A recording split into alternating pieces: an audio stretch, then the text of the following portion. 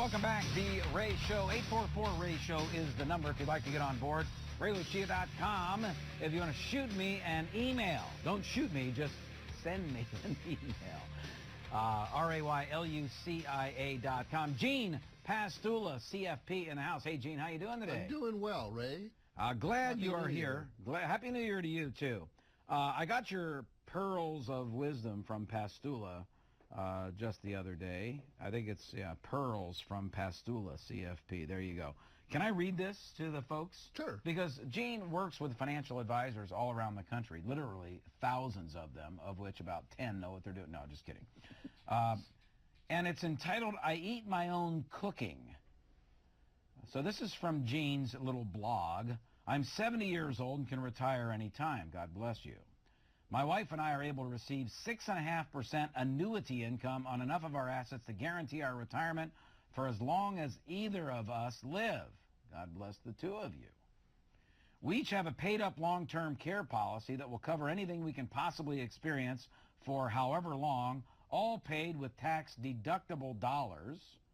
My life insurance is also paid up. I've used the cash value with an average net tax-free crediting rate of over 5% as my emergency savings account for all these years. The only thing I need a financial advisor for now is for a portfolio that isn't required to do anything but provide, quote, play checks. I like that. It's cute, end quote.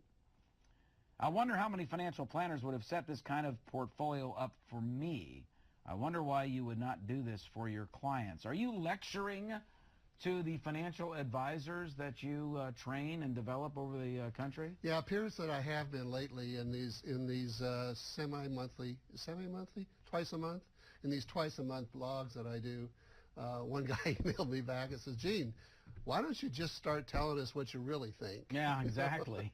And quit busting our chops. I think it's compelling, though, because, so many financial advisors, financial planners, they focus on the accumulation of wealth, and they do a decent job in asset allocation and so forth, but many of them neglect the most important things.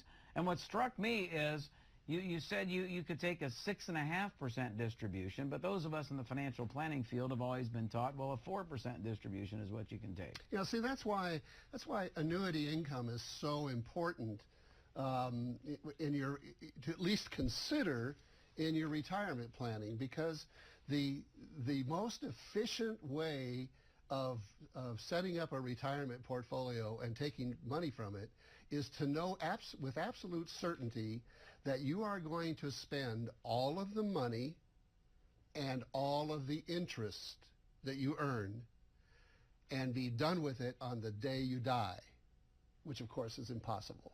Right. Unless you give that responsibility, turn that over to an insurance company and an annuity. And so what these annuities are that everybody is hearing about, obviously, if they haven't already done something, it's a personal pension plan. And we don't have those anymore. We don't have pensions anymore for most people in this country, except for Social Security. The approach we take now is we invest our own money in the 401ks and IRAs and the like. But if you use at least a portion of that money to provide an income for life, the rate of return calculated based on the cash flow you get is way more than the amount, is typically double what your financial advisor would suggest is a reasonable amount to take from a managed portfolio. Here's what the academics say, because as you know, I've done a lot of writing on this subject and research on this subject, but the academics tell us that by annuitizing a percentage of your portfolio, you can achieve the same retirement goal with about 40% less money. So obviously, individuals that are a little bit tight at retirement, that don't have enough money to support the income that they need, whether it's a 4% distribution or a 5% distribution, it's almost mandatory that they have some kind of annuitization in their portfolio, because they can retire with 40% less money than doing it the other way. That's right out of the Wharton School. And I'm sure I can probably rattle off 3 or 4 other academic studies that have basically concluded the same thing. But you're writing to financial advisors here. You're, in many respects, in a nice, kind of nice way, scolding them for not bringing this to the attention of their clients. So what kind of a response are you getting? Well, the response that I have got obviously has been very positive from the readers who are friends, that read me all the time, and they like what I have to say, and of course that's good. Obviously, if someone disagrees, they haven't taken the time to write me a nasty letter or anything. The bottom line is that the reason I did this, and the reason why I think your viewers and listeners are should be cognizant of this, is that it is something that's a little outside of the mainstream that you hear about on the financial shows and all the rest of the stuff, as a part of the retirement income planning process. And so that's what I'm doing, is teaching these people, and of course now with Safe Money Monitor and the activities that I'm doing with individual clients. Now that I can retire, I can't retire. You're just bragging. You're bragging. No, but the point is that I love doing this, and so the idea is to make sure people understand that there is more than one way to skin this cat, and the insurance companies, this is what they do and have done for decades and decades, to take care of retirees. Here's one of the objections, and while you were speaking, I did a quick calculation, because the objection is a bogus one. The objection is, yes, but that 4% number includes taking out, enough to cover the cost of inflation, and your annuity doesn't cover inflation, although some do. But in reality, at 2% inflation, you're ahead of the game on a 4% distribution by annuitizing, in your case, at 6.5%, for the next 25 years. You're 70, that takes you out to age 95.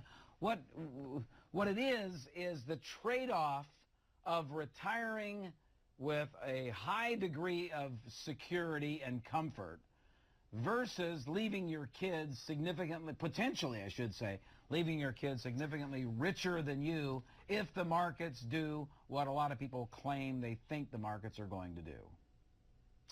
When you have a 4% assumption like you took, you're taking that on the entire portfolio. I'm taking 6% on half of the portfolio or less.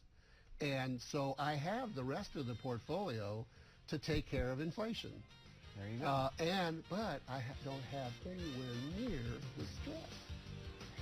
Gene Pastula, stress-free. I love that about you. Go to Safe Money Monitor, and maybe he'll send you some of his pearls of wisdom, the Pastula Pearls of Wisdom. SafeMoneyMonitor.com, 800-809-6783.